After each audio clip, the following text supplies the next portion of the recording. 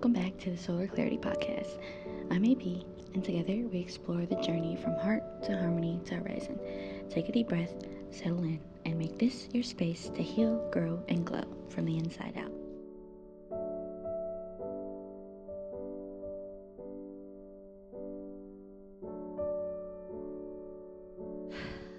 There's a strange kind of freedom that comes from being an outcast.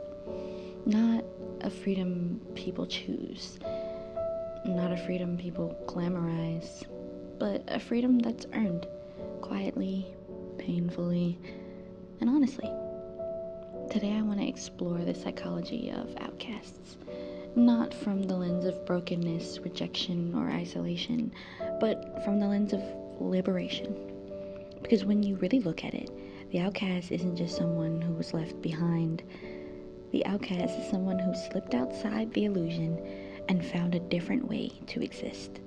So if you've ever felt like you didn't fit in, if you've ever been too quiet, too intense, too sensitive, too imaginative, too different, this episode is for you.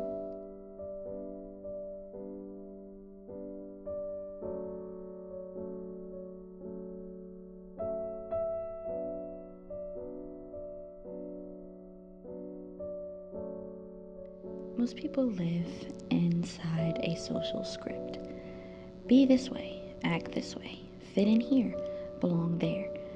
But outcasts, they exist outside of that, and that gives them a psychological advantage. They see through things more easily. They notice the masks people wear.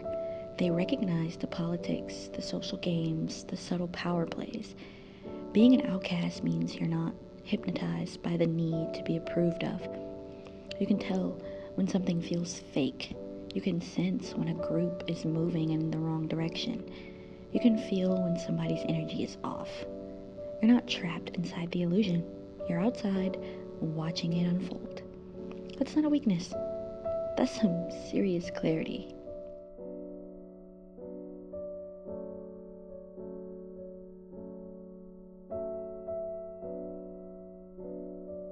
People who fit in usually depend on others for their sense of value.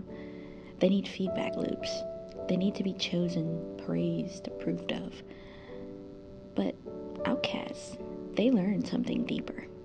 My worth isn't up for debate. Self-worth becomes internal. Not earned, not negotiated, not conditional. It's something you discovered through surviving. Surviving loneliness, misunderstandings, and being different. At some point, the outcast realizes, I matter because I exist, not because I'm accepted. That's real psychological sovereignty. Most people never get there.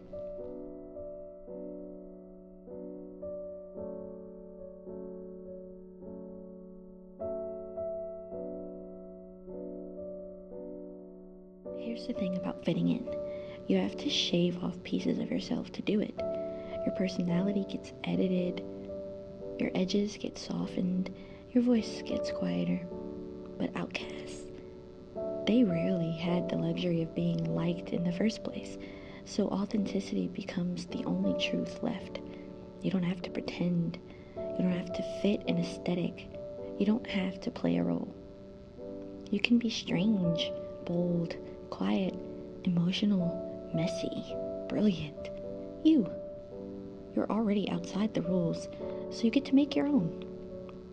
There's a sacred freedom in that, don't you think?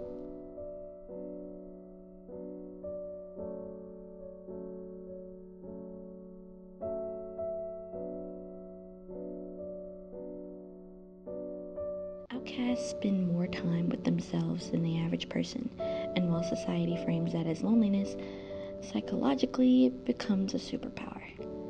Imagination sharpens, intuition deepens, self-awareness grows, creativity expands. People who are always surrounded by others don't develop that same inner universe. Their sense of self is externally shaped, but you've built a world inside yourself that's vivid, emotional, and alive. And that inner world becomes your creative fuel, your spiritual anchor, your emotional wisdom. This is why so many musicians, artists, writers, visionaries were once outsiders. They had the space and the silence to evolve inwardly. Groups force synchronization. Everybody moves together, changes together, grows at the same pace. But outcasts, they move in rhythms that are uniquely their own.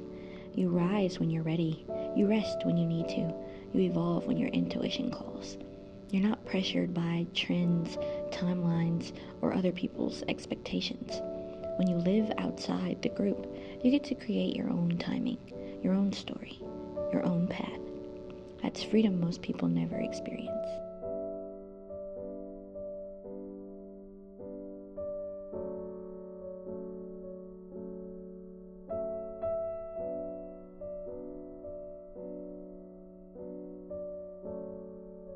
Outcasts don't form a lot of shallow connections, but the ones they do form are powerful because you're not interested in surface level relationships, in performing and being tolerated. You want depth, honesty, emotional presence, resonance, and truth. When outcasts love, they love with their whole being. When they choose someone, it's intentional. When someone earns their trust, it means something. You might not belong everywhere, but where you do belong is sacred.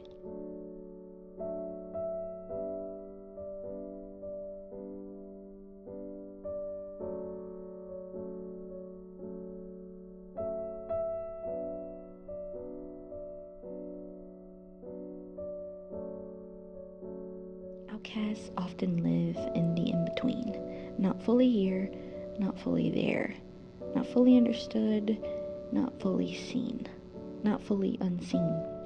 But that space, the liminal space, is where transformation happens. You're not chained to tradition. You're not trapped in group identity. You're not bound to expectations. You belong to the edge, the threshold, the borderlands, the place where artists, mystics, rebels, and creators are born. That's not exile, that's an initiation.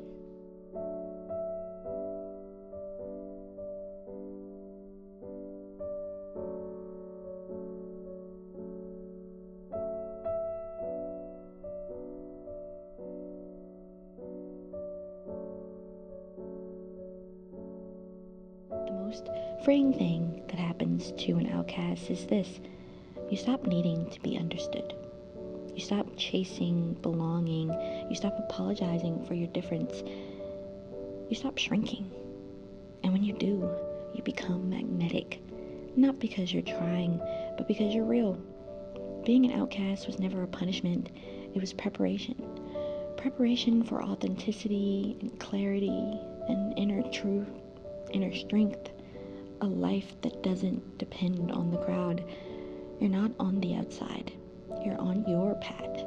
And that path is freedom.